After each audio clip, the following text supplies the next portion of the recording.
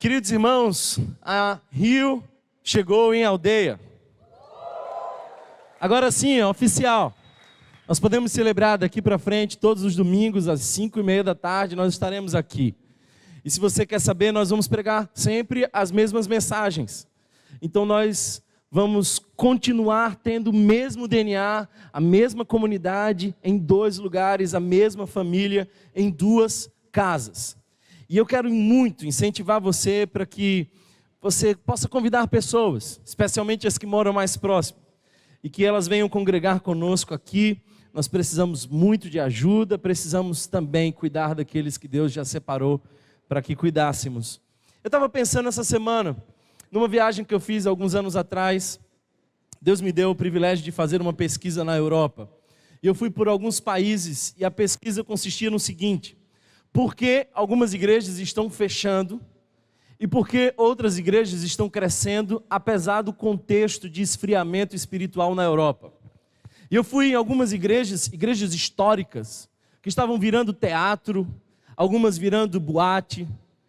É tão lamentável ver um templo belíssimo e uma placa de aluga-se. Eu lembro de uma igreja que eu fui na Escócia, e quando estava se aproximando o horário do culto, eu fui percebendo que a igreja parecia muito mais uma reunião da terceira idade. Não tinha um jovem sequer. Os cabelinhos brancos e as pessoas já muito cansadas. No final daquele culto, o pastor me chamou e disse assim: essa igreja infelizmente está com os dias contados. Nós já vendemos o nosso templo antigo para uma rádio e muito provavelmente nós vamos pensar o que vamos fazer com esse templo menor. Por que igrejas fecham? Por que igrejas abrem? Porque na mesma Europa eu vi algumas igrejas que, para nós entrarmos nela, nós tínhamos que fazer uma fila. Esperar, quem sabe, 15, 20 minutos para entrar naquele teatro lotado. Por que mais uma igreja? Será que de fato nós precisamos de mais uma igreja? Eu creio, queridos irmãos, que nós estamos vivendo uma crise de propósito. No que diz respeito à igreja, muitas pessoas não sabem para que serve. Por que mais uma igreja? Por que a Rio veio para a Aldeia, se temos tantas igrejas aqui? De que serve uma igreja? Qual é o propósito de uma igreja existir e por que pessoas investem tanto em igreja? A crise de propósito dá luz a uma outra crise, que eu chamo de a crise da estratégia. Como nós não sabemos para que igreja, nós não sabemos o que fazer na igreja. Então nós imaginamos que igreja é um lugar onde a gente vai no domingo, ouvimos uma boa canção, ouvimos uma mensagem que talvez aquiete um pouco mais o nosso coração, e nós seguimos a nossa vida de segunda a sábado, como se nada tivesse acontecido. Então nós reduzimos a vocação da igreja a um espaço-tempo dominical. Por que igreja? Se isso não está claro, não está claro o que fazemos na igreja. E se aquilo que fazemos na igreja já não está tão claro assim, temos uma outra crise, que eu chamo de crise de engajamento. O que é isso? O indivíduo entrou na igreja, e ele ouve uma boa mensagem, ele canta os louvores, mas ele ainda não sabe exatamente para que igreja. E se ele não sabe para que igreja, ele não sabe o que fazer na igreja. E se ele não sabe o que fazer na igreja, tanto faz ir à igreja ou não. Nós temos pessoas que congregam conosco, que vão uma vez por mês à igreja. E todo domingo as pessoas fazem uma conta existencial. É mais ou menos assim: 4 horas da tarde. Esse é o exato momento que ou eu ponho a minha roupa e vou para a igreja, ou eu vou tomar um café com a minha tia, ou eu vou assistir um jogo. E, sinceramente, se você não sabe para que igreja, se você não sabe o que fazer na igreja, essa é uma questão muito delicada. Quem sabe para você seja muito melhor assistir o jogo do Santa Cruz. Claro que do esporte nunca ia ser tão bom assim, porque não tem emoção. Santa Cruz a gente sofre, a gente tem paixão, o negócio aquece a alma da gente, prepara a gente para o sofrimento da vida. Se você não sabe para que igreja, você não sabe o que fazer na igreja. Se você não sabe o que fazer na igreja, tanto faz para você ver o Faustão ou ir no culto. Você já não tem mais engajamento. De que serve uma igreja?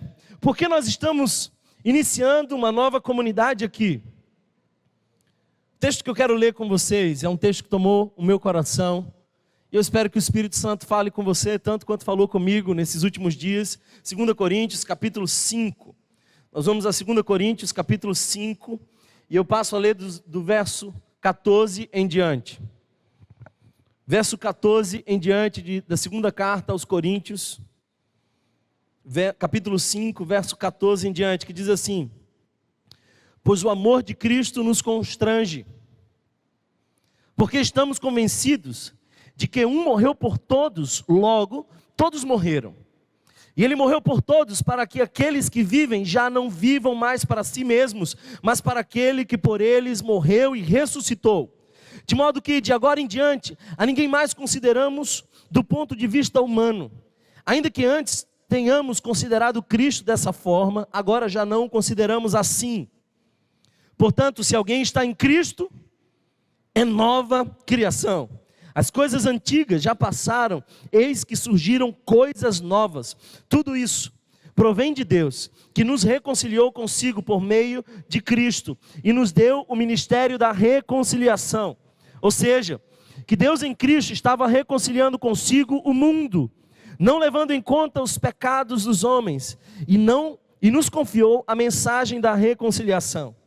Portanto, somos embaixadores de Cristo, como se Deus estivesse fazendo o seu apelo por nosso intermédio. Por amor a Cristo, lhe suplicamos, reconciliem-se com Deus. Deus tornou o pecado por nós, aquele que não tinha pecado, para que nele nos tornássemos justiça de Deus. Como cooperadores de Deus, insistimos com vocês, para não receberem em vão a graça de Deus. Pois ele diz: eu o ouvi num tempo favorável e o socorri no dia da salvação. Digo-lhes que agora é o tempo favorável. Agora é o dia da salvação. Agora é o dia da salvação. Será que alguém pode repetir isso comigo? Agora é o dia da salvação. Para que serve uma igreja? Por que abrir uma igreja? Por que ser igreja? Quando nós olhamos para esse texto, nós vemos o que nos move. É interessante, queridos irmãos, que para que isso aqui acontecesse foi realmente necessário muitos esforços. Algumas pessoas saíram daqui meia-noite. Outras pessoas não almoçavam, porque não tinham tempo, colocando as coisas num devido lugar, correndo, se esforçando. E a pergunta que nos cabe fazer hoje é: o que nos move? O que me move, por exemplo, a estar aqui pregando para vocês. E o que me moveu, por exemplo, a estar pendurado no andame, colocando alguma coisa aqui. Sabe o que nos move? O que nos move muitas vezes é o desejo de ser reconhecido. O que nos move muitas vezes é o desejo de preencher o nosso vazio. O que nos move muitas vezes é a necessidade de se sentir útil. Todos esses movimentos não têm sentido. Se você se move por essas coisas, creia, você vai parar. O que move a igreja do Senhor? O texto, no verso 14 diz: por amor de Cristo, pois o amor de Cristo nos constrange. Pois o amor de Cristo nos constrange. Sabe o que é que deve nos mover? O que deve nos mover é o amor de Cristo. E é lindo ver, por exemplo, essa palavra no grego, porque a palavra no grego constranger é a mesma palavra que seria facilmente traduzida por algo que nos aperta e nos impulsiona. É basicamente assim. Isso é constranger. Isso é constranger. Vocês foram batizados hoje. Recebam aí a água. Isso é constranger. O amor de Cristo nos constrange. Por que nos movemos? Porque o amor de Cristo nos impulsiona a ir além. É isso que nos faz chegar até aqui. Mas qual é o propósito? Qual o propósito como igreja? Eu quero destacar aqui pelo menos 4 propósitos, 4 faces da missão da igreja. Se você observar o verso 14, diz assim: pois o amor de Cristo nos constrange, porque estamos convencidos de que um morreu por todos, logo todos morreram. Isso é representatividade. Na cruz do Calvário, Ele matou a morte, e nós morremos com Ele para viver com Ele. Se em Adão, o nosso representante primeiro, nós herdamos o pecado, em Cristo Jesus nós herdamos a vida eterna. E o verso 15 diz: e Ele morreu por todos, para que aqueles que vivem já não vivam mais para si mesmos, mas que por eles morreu e ressuscitou. Qual é a primeira missão da igreja? Qual o primeiro propósito da igreja? Deixa eu te explicar. Talvez te surpreenda se eu te disser que o primeiro propósito da igreja não é pregar. A primeira vocação da igreja não é adorar. A nossa primeira missão não é nem sequer, infelizmente, nós confundimos isso, mas não é evangelização. Qual é a primeira missão da igreja? Morrer. A nossa primeira missão é morrer. Um dos maiores missiólogos do mundo, Ronaldo Lindório, recifense, disse que a primeira missão da igreja é morrer. Olha só que discurso. Você saiu de casa, entrou no seu carro, você colocou uma roupa legal, veio para cá, para ouvir que você precisa morrer. É isso mesmo. Enquanto nós não morremos para os nossos desejos, para os nossos projetos egoístas, nós não vamos viver a missão que Deus tem para a igreja. Sabe, queridos irmãos, muitas vezes o que eu vejo é uma igreja buscando autossatisfação, como se as pessoas fossem para a igreja para receber algo da parte de Deus, como se Deus fosse um coadjuvante, um garçom das minhas necessidades existenciais, quase sempre desnecessárias. Não, o evangelho não é uma caixinha de promessa, o evangelho é um convite para a cruz. Tome a sua cruz e siga-me, disse Jesus. Quem quer vir após mim, negue-se a si mesmo, nós precisamos morrer. Há uma música de Gilberto Gil que diz assim, o nome dela é Drão, e um trecho dela diz assim: o amor da gente é como grão, uma semente de ilusão, tem que morrer para germinar. Parece que foi exatamente essa referência que Jesus disse há muito tempo atrás: se a semente não morrer no chão, não brota. O mundo vai ser diferente quando nós sairmos do centro de nossa vida e olhar para Deus dizendo: Deus, tudo te pertence e eu te adoro com tudo que sou, porque a minha velha vida já morreu na cruz. Talvez nós precisássemos dizer para o nosso dinheiro que nós morremos, para os nossos projetos que nós morremos. Sabe, queridos irmãos, o amor de Cristo nos constrange. Você não é parte da igreja se você tem uma carteirinha de membro. Você é parte da instituição se você tem uma carteirinha de membro. Entrar na instituição é muito fácil. Você pode procurar o pessoal da integração, eles vão te ajudar com isso. E daí por diante você passa a ser membro oficial da Rio. Mas entrar na igreja de Cristo vai pedir de você um pouco além. Você vai precisar morrer. Eu não sei porque essa igreja está tão silenciosa hoje. Parece que ninguém quer morrer aqui. A igreja precisa morrer. Das nossas necessidades existenciais, dos nossos projetos de autossatisfação. É isso que nós temos como propósito. Mas o segundo propósito que eu queria destacar olhando para esse texto, e se você observar o verso 16, você vai entender, porque o verso 16 diz: de modo que de agora em diante a ninguém mais consideramos do ponto de vista humano. Ainda que antes tenhamos considerado Cristo dessa forma, agora já não o consideramos assim. Portanto, se alguém está em Cristo, é nova criatura. As coisas antigas já passaram e eis que surgiram coisas novas. Amém? Se a primeira parte da missão da igreja é morrer, a segunda é viver. Não da mesma forma, de maneira distinta. Nós interpretamos esse texto de uma forma um tanto reducionista às vezes. Nós achamos que esse texto está dizendo para nós assim: o nosso passado não interessa mais. Mas sabe, queridos irmãos, esse texto é muito mais profundo do que simplesmente pensar que as coisas velhas passaram. Na verdade, as coisas novas se fizeram. Quantos aqui estão me ouvindo e sabem muito bem porque depois de Cristo Jesus, tudo mudou?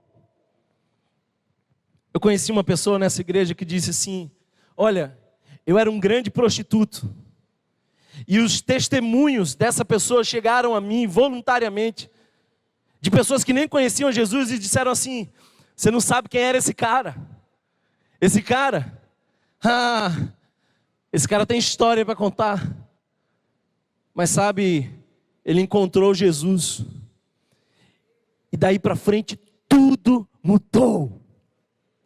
Porque quando nós nos encontramos com Jesus, nós somos ex alguma coisa. Sempre que nos encontramos com Cristo Jesus, somos ex alguma coisa. Talvez não ex-drogado, talvez não ex-prostituto, mas ex-vazio. Eu não sei. Mas eu sei que hoje, talvez você possa encontrar Jesus e na tua vida tudo pode mudar. O texto diz que as coisas antigas já passaram e eis que surgiram coisas novas. Isso me faz lembrar uma parábola que Jesus conta de um homem que encontra um terreno e ele encontra naquele terreno um tesouro. E encontrando aquele tesouro, ele ressignifica tudo que ele tinha. E tudo aquilo que ele considerava valioso, já não é mais. Então ele volta, vende tudo que tem, compra o terreno e desfruta do tesouro. Sabe o que isso quer dizer? Que quando nós encontramos com Jesus, nós encontramos um tesouro maior. E tudo na nossa vida é ressignificado. As coisas velhas de fato passaram, mas também tudo se fez novo. A sensação que eu tenho quando eu escuto algumas pessoas é de que simplesmente elas estão virando a página da sua agenda. São vidas sem sentido. Pessoas que estão dando valor a coisas que não têm nenhum valor se nós encontrássemos com Cristo Jesus. É por isso que Paulo fala em Filipenses que ele reconhecia aquilo que era antes valioso, agora como esterco. Ele diz: eu perdi todas as coisas e as considero como refúgio para ganhar a Cristo. Ele é o nosso maior tesouro. Por isso, se a primeira parte da missão da igreja é morrer, a segunda é viver, mas viver de maneira diferente, transformada, distinta, santa. Tudo se fez novo. Sabe, irmãos, eu creio que o Espírito Santo de Deus às vezes está nos dando oportunidades, mas a gente ignora por conta da rotina. O The Washington Post fez uma experiência social uma vez muito interessante.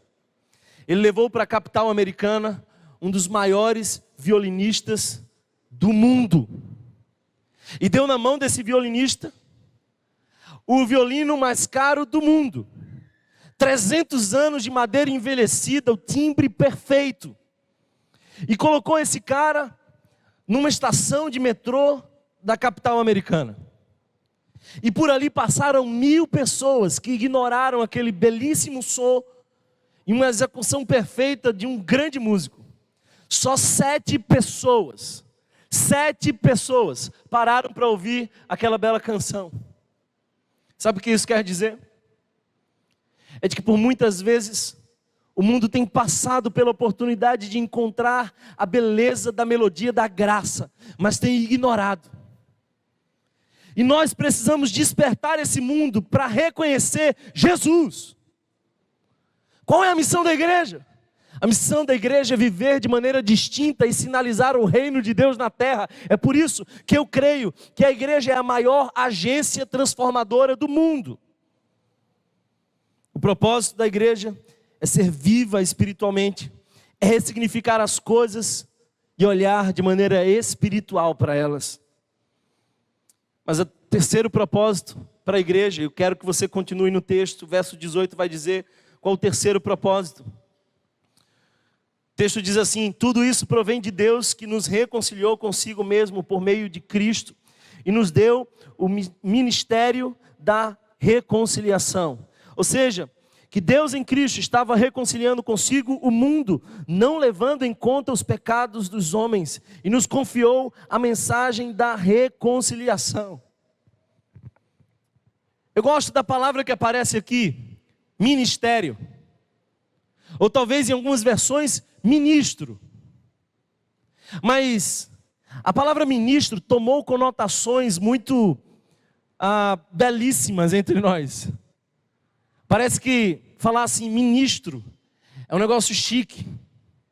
Eu lembro que um pastor amigo meu uma vez disse assim, eu fui parado numa blitz, eu estava de paletó e gravata, e o guarda parou, baixei o vidro, ele falou assim, documento do carro. Aí eu estendi o documento, aí o guarda perguntou assim, você é o quê? Ao que ele respondeu, eu sou ministro. Ele era... Aí o guarda olhou para ele e falou assim, não, desculpa te atrapalhar, pode seguir em frente, pode seguir em frente. Ministro. Mas sabe, a palavra grega para ministro, que aparece nesse texto, é diaconia. E a palavra diaconia não remete a status, não remete a poder, remete a serviço. O que Paulo está querendo dizer é que nós precisamos ser ministros, porque nós precisamos servir a um propósito. O propósito da reconciliação. Nós somos os diáconos do serviço da reconciliação. Se você for na Grécia e você for chamar um garçom em grego, você vai chamar o diácono, porque é aquele que está disposto ao serviço. Qual é a missão da igreja? A missão da igreja é reconciliar, ou levar a mensagem da reconciliação através de Cristo Jesus.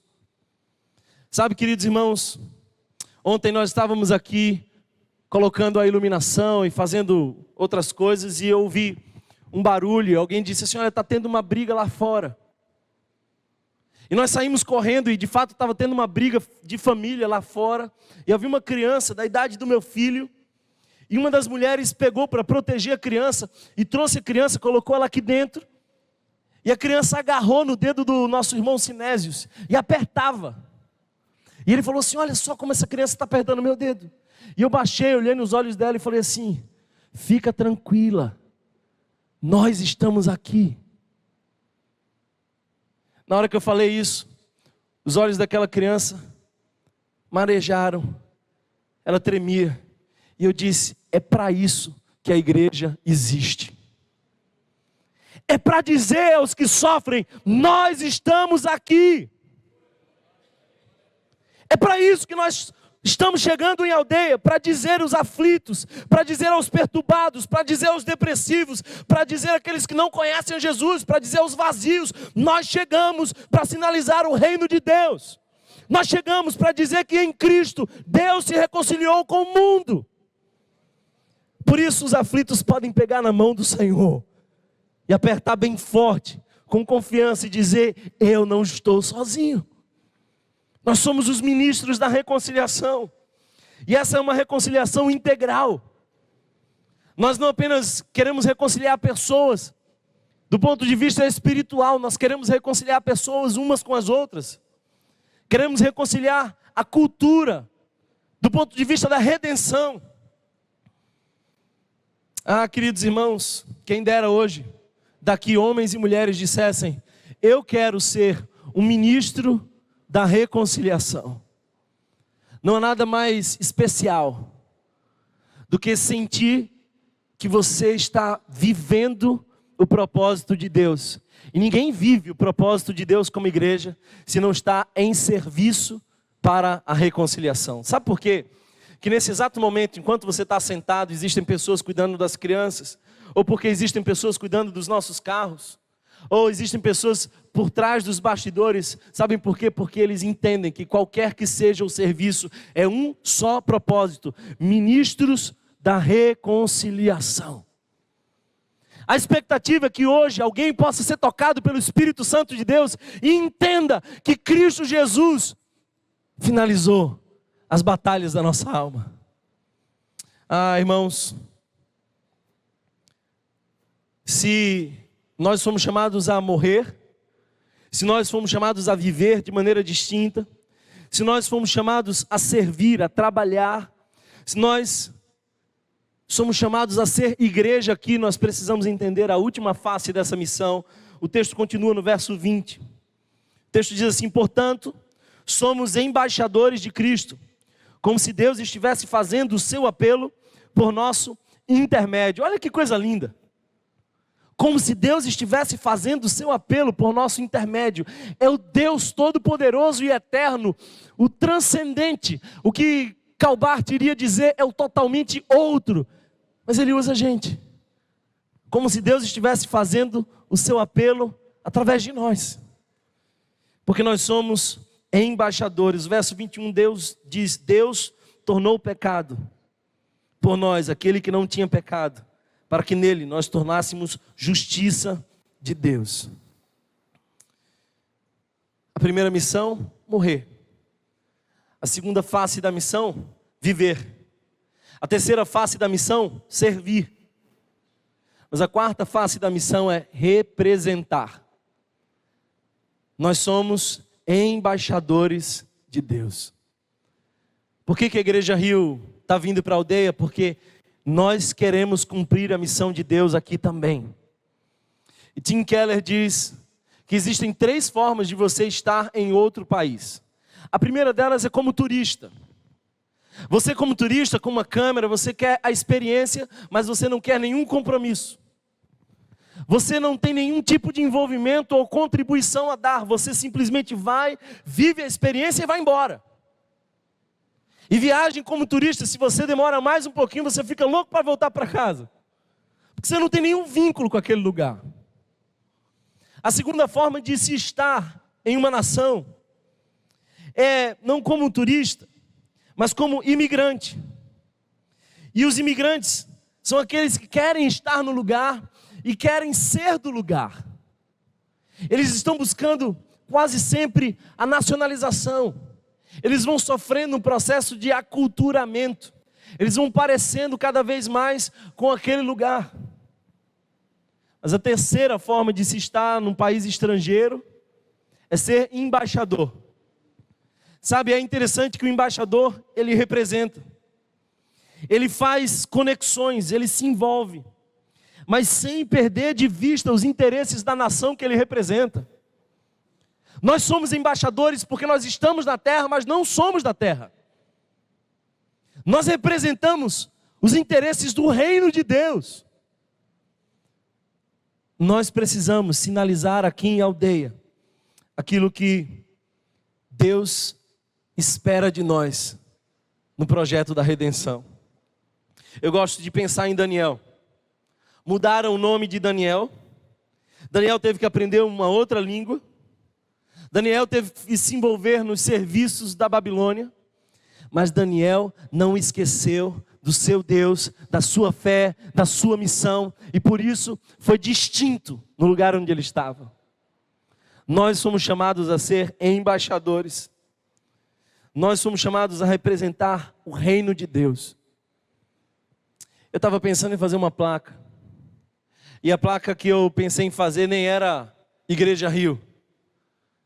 Era o reino de Deus chegou. E nós somos os embaixadores desse reino. Tem alguém aqui que se candidata a ser embaixador desse reino aqui em aldeia? Eu quero que você entenda uma coisa: a Igreja de Cristo é a embaixada do reino de Deus. E nós representamos esse reino que Deus está implantando no mundo.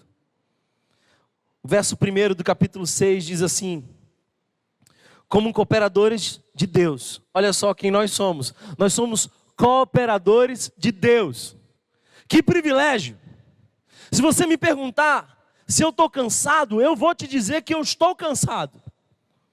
Ontem, depois de sei lá quantas horas aqui carregando as coisas, colocando as coisas no devido lugar, eu coloquei minha cabeça no travesseiro, meu corpo estava cansado, mas havia uma paz profunda na minha alma, porque é a sensação de estar cooperando com Deus para colocar ordem no caos.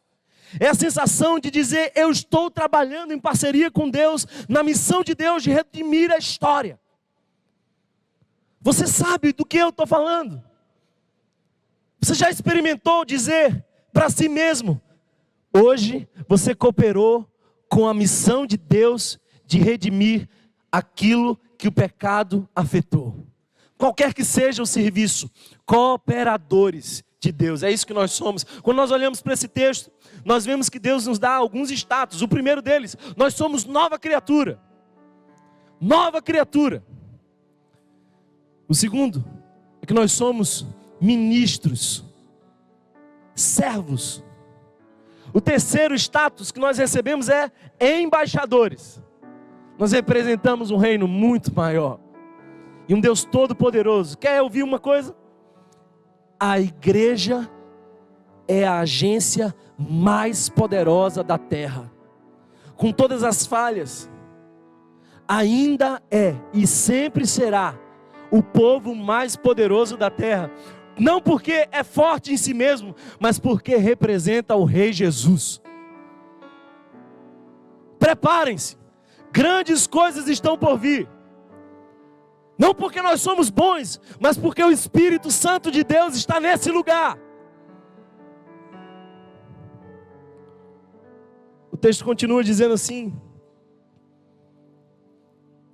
não recebam em vão a graça de Deus. Eu fico pensando, Paulo diz que insistentemente dizia ao povo, não recebam a graça de Deus em vão. Se Paulo está dizendo que ele insistia com o povo para não receber a graça de Deus em vão, é porque há uma forte possibilidade de nós recebermos a graça de Deus em vão. Quando é que nós recebemos a graça de Deus em vão? Quando nós esquecemos de morrer, de viver como uma nova criatura. Quando nós esquecemos de que nós somos chamados a ser embaixadores. Quando nós esquecemos que a graça de Deus e o seu amor é o que nos constrange e nos impulsiona a ir além.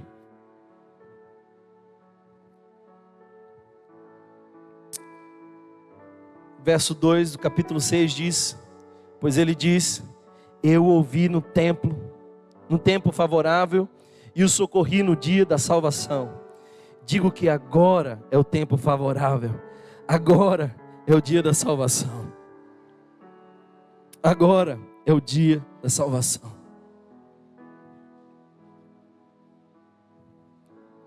Recebe essa palavra hoje. Quem sabe o amor de Deus está constrangendo você a ir além. Não receba a graça em vão. É tempo de sermos os representantes do reino de Deus. Eu li uma história essa semana que aconteceu no ano de 44, história verídica, de um tenente do exército japonês que foi enviado para uma guerra numa ilha filipina.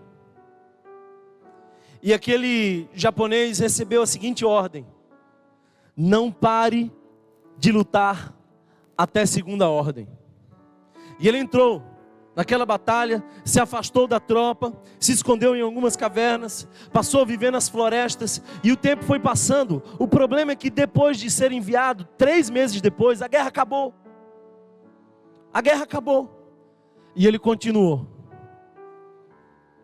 E ele insistia em lutar aquela guerra porque ele não sabia que a guerra tinha acabado. O tempo foi passando, ele encontrou uma manchete de jornal com o nome dele. E ele achou que aquela era uma estratégia do inimigo para fazê-lo se render. Ele roubava comida na parte da noite, chegou a atirar em algumas pessoas. O exército daquela nação sobrevoou o lugar e soltou panfletos dizendo: a guerra acabou. O tempo foi passando e ele continuava lutando aquela batalha que já não existia mais. Trouxeram o seu irmão, que com um megafone dizia: a guerra acabou. E ele insistia numa guerra que nunca existiu, depois daqueles 3 meses. Até que trouxeram aquele que o enviou. E finalmente ele se rendeu, quando ele ouviu aquela voz dizer: pare, renda-se, a guerra acabou. O que isso tem a ver comigo, com você? É que tem muita gente lá fora precisando saber que a guerra acabou. Thomas, quando foi que a guerra acabou? Na cruz do Calvário, Jesus venceu a grande guerra, a grande batalha. Ele nos deu vitória. Mas lá fora tem gente que ainda não sabe que a guerra acabou. Por isso estão lutando com seus medos, com seus receios, com as suas aflições. E nós, como embaixadores, precisamos gritar ao mundo que a guerra acabou. Ah, queridos irmãos, isso me faz lembrar John Lennon, que num determinado momento, incomodado profundamente com a guerra do Vietnã, mandou espalhar outdoors nas principais capitais do mundo, com a frase: War is over. E embaixo dizia: If you want, a guerra acabou, se você desejar. E aquela frase foi de fato sendo divulgada no mundo. De fato, a guerra acabou. Nós somos o povo que Deus trouxe para aqui, para dizer àqueles que estão sofrendo lá fora: a guerra acabou, porque na cruz do Calvário, Deus nos reconciliou de volta ao Pai. Nós podemos ter paz. Aliás, em Lucas, nós vemos a figura dos anjos, que dizem com esse megafone: paz na terra, porque Jesus finalizou as batalhas da nossa alma. Ele já nos deu a vitória, na cruz do Calvário está consumado, a vitória já é nossa, e nós só precisamos dizer aos que sofrem que a guerra acabou. Se eu pudesse resumir a minha reflexão hoje, por que nós estamos aqui?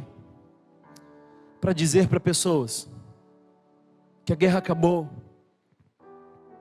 que o caminho está aberto, que nós podemos encontrar o Pai, porque o Filho rasgou o véu. Porque, irmãos, eu me esforço tanto e tantos outros também se esforçam, porque nós acreditamos que a mensagem do Evangelho muda vidas. Tem alguém aqui que já foi transformado pela mensagem do Evangelho? Eu sei que eu tenho um auditório grande, mas eu sou ousado. E eu queria que você testemunhasse daquilo que Jesus fez na sua vida. Porque nós estamos aqui para ver vidas sendo transformadas. Esse é o nosso propósito. Com uma palavra, eu quero que você diga daquilo que são as coisas que já passaram. E com mais uma palavra, em voz alta, forte, para que todos ouçam, eu quero que você levante e diga a palavra que simboliza as coisas novas em Cristo Jesus. Eu não estou falando de testemunhos os mais terríveis, e quem sabe nós os tenhamos aqui, e glória a Deus, porque Deus muda tudo. Mas eu sei aqui que tem gente que antes de Jesus era perdido, era vazio, sem direção, sem sentido, mas quando encontrou Jesus, tudo mudou. As coisas velhas passaram, eis que tudo se fez novo. Com uma palavra, descreva as coisas velhas. E com mais uma, descreve aquilo que se fez novo. Só uma palavra. Alguém aqui que foi transformado? Se tiver, fica de pé. Eu quero que você sinalize. Em voz alta, uma palavra. Vingança. Glória a Deus, libertação. Mais alguém que testemunhe das transformações de Deus? Glória a Deus. Mais alguém? Glória a Deus. Mais alguém? Aleluia. Mais alguém que possa testemunhar? Aleluia. Aleluia. Será que alguém celebra vidas transformadas? Mais alguém? Aleluia. Órfã e filha. Mas alguém aqui pode testemunhar desse amor de Cristo Jesus? Porque as coisas velhas passaram e eis que tudo se fez novo. Vazia e agora plena. Quem mais? Abandono e lar. Aleluia. Mais alguém que possa testemunhar do amor? Porque as coisas velhas passaram e Ele fez nova todas as coisas. Mais alguém? Aleluia. Mais alguém que hoje possa testemunhar do que Cristo fez na sua vida com duas palavras lá atrás? Como? Perdão e amor. Lá atrás, Duda. E liberdade. Aleluia. Quem mais? Graça. Aleluia. Fecha. Vai lá, Sérgio. Amém. Feche os seus olhos, eu quero orar por você. O que nos move são vidas que serão transformadas nesse lugar. Vidas que serão transformadas nesse lugar. Para a glória do Senhor. Feche os teus olhos, eu quero orar por você. Sabe, queridos irmãos, sem Cristo, o caminho é de perdição. Não há outro nome pelo qual nós podemos chamar senão o nome de Jesus de Nazaré. Ele nos chama da morte para a vida. Em Cristo nós temos uma nova história. E eu não sei o que você tem enfrentado, mas se essas pessoas estão testemunhando de transformação das coisas que passaram e das coisas que se fizeram novas, a tua vida também pode ser diferente. Deus trouxe você aqui hoje. O texto diz que hoje é o dia de salvação. Hoje é o dia de salvação. Eu quero falar com você que está distante do Senhor Jesus, que já não tem mais comunhão com o Senhor, que tem andado por caminhos tortuosos, que você se distanciou da cruz. A palavra de Deus te alcança hoje. Recebe essa palavra hoje. É tempo de voltar ao caminho da reconciliação. Se você nunca entregou o seu Senhor Jesus, se você não se rendeu ou não confessou publicamente que você crê que o Senhor Jesus é o Senhor e Salvador da sua vida, hoje é o dia, esse é o momento. Deus te trouxe aqui. Hoje é o dia de salvação. Todos com os olhos fechados. Se você toma a decisão de voltar ao Senhor Jesus hoje, ou se hoje você está se rendendo ao Senhor Jesus e dizendo: Tu és o Senhor e Salvador da minha vida, e daqui para frente eu quero morrer para o mundo, eu quero viver para Cristo, eu quero servir a um propósito maior do que eu. Se você é uma dessas pessoas, todos com os olhos fechados, faz sinal com uma de suas mãos, apenas para que eu possa ver e orar por você. Se você é uma dessas pessoas que toma decisão, glória a Deus, pode baixar sua mão, meu irmão, minha irmã. Ali também, baixa sua mão, minha irmã. Glória a Deus, vi você também, aleluia. Pode baixar aqui na frente também, aleluia. Mais alguém que hoje se entrega ao Senhor Jesus, porque essa é noite de salvação, aleluia, aleluia. Mais alguém que hoje faz sinal com uma de suas mãos, como sinal de rendição, aleluia. Pode baixar sua mão, minha irmã, eu vi você, e o Senhor te vê. É noite de salvação. Aleluia. Eu não sei se você entende, mas os céus celebram. Mais especial do que a inauguração dessa igreja é a atitude de uma pessoa que se rende aos pés do Senhor Jesus. Maior razão há de celebrar os que se convertem. Há mais alguém que aqui hoje queira voltar ou se entregar ao Senhor Jesus? Faz sinal com uma de suas mãos, para que eu possa ver que você hoje se coloca diante do Senhor e Salvador da sua vida. Não tenha medo. Aleluia.